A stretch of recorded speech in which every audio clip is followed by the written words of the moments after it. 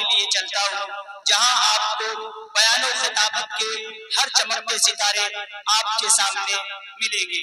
آپ کو تمام طرح کی باتیں، ہر طرح کی باتیں دین کی، اسلام کی، شریعت کی، قرآن کی، حدیث کی اور سیاسی سماجی شعور کے ساتھ دین کی مجلسوں میں بلانے کے باوجود، دعوت دینے کے باوجود، آواز لگانے کے باوجود ہمارے پاس فرصت نہیں.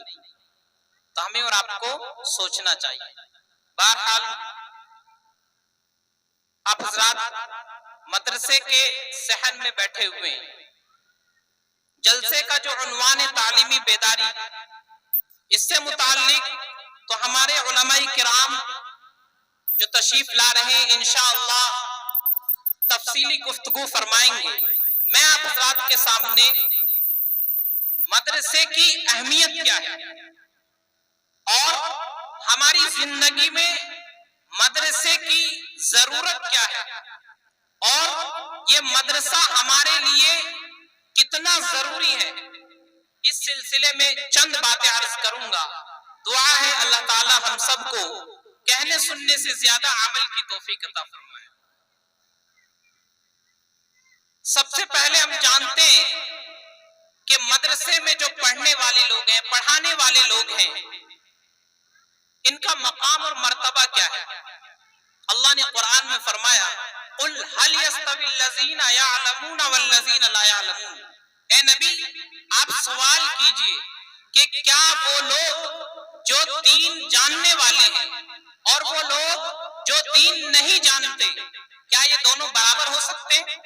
یہ اللہ نے نبی علیہ السلام کو خطاب کر کے فرمایا کہ آپ پوچھئے جن لوگوں کے پاس دین کا علم ہے، شریعت کا علم ہے، وہ لوگ اور جو دین اور شریعت سے ناواقف ہیں، کیا یہ دونوں برابر ہو سکتے ہیں؟ جواب ہے ہرگز نہیں. دین جاننے والے کا، شریعت جاننے والے کا مقام و مرتبہ الگ ہے اور جو دین و شریعت سے ناواقف ہے اس کا رتبہ الگ ہے. اللہ نے دوسری آیت میں فرمایا یرفع اللہ الذین آمنوا منکم والذین اوتوا العلم درجات، کہ اللہ تعالیٰ نے ایمان والوں کے مقام اور مرتبے کو بلند کر دیا اور پھر اس میں خاص کر کے جو علم والے ہیں، جن کے پاس دین اور شریعت کا علم ہے، ان کا مقام اور مرتبہ اور زیادہ بڑھا دیا. ویسے تو جتنے ایمان والے ہیں ان تمام کا مقام و مرتبہ غیر ایمان والوں کے مقابلے میں بڑھا ہوا ہے، لیکن پھر ان میں جو علم والے ہیں، جو قرآن کو جانتے ہیں، حدیث کو جانتے ہیں، شریعت کا علم جن کے پاس ہے، ان کا مقام ان میں بھی بڑھا ہوا ہے. تو اللہ نے علم والوں کو مزید مقامات اور اونچے درجے عطا فرمائے. مختلف آیات میں اللہ نے علم والوں کی فضیلت بیان کی.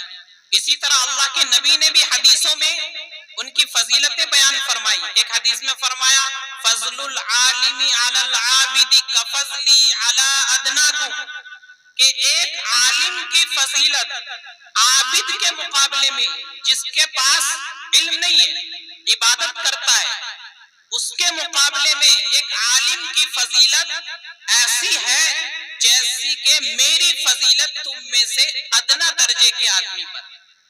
یعنی نبی علیہ السلام کے سامنے جو صحابہ ہیں، آپ فرما رہے ہیں جس طرح تم میں کوئی ادنا درجے کا صحابی میرے مقابلے میں ہے، اسی طرح ایک عالم کی فضیلت ہے عابد کے مقابلے میں.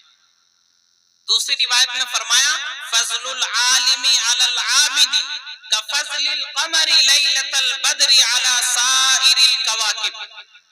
عالم کی فضیلت عابد پر جو صرف عبادت کرتا ہے، دین جانتا نہیں، اس کے مقابلے میں ایک عالم ہے جس کے پاس دین کا علم ہے، اس کی فضیلت ایسی ہے جیسا کہ 14ویں رات کے چاند کی فضیلت ہوتی ہے تمام ستاروں پر. جتنے ستارے آسمان میں چمک رہے ہیں ان میں 14ویں رات کا ایک ممتاز مقام رکھتا ہے، اسی طرح عالم کا مقام ہے عابد کے مقابلے میں، جس کے پاس دین کا علم ہے، شریعت کا علم ہے، جو قرآن و حدیث کو جاننے والا ہے، اس کا مقام اور مرتبہ سب سے جدا ہے۔